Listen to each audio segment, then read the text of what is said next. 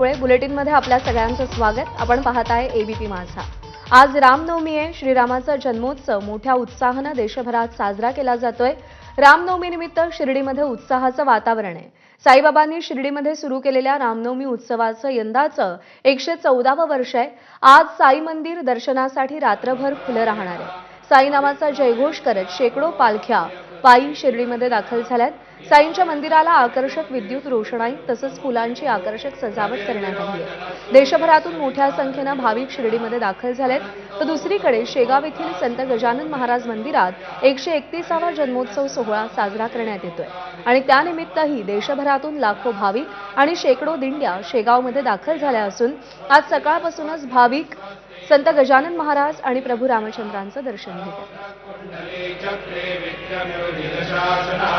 शब्दादिगशब्दसः शिशिरशर्वरीकरः अक्रूरप्रेषदो दक्षो दक्षिणक्षमिणाम्बरः विद्वत्तमो वीतभयः पुण्यश्रवणकीर्तनः उत्तारणो दुष्कृतिः पुण्यो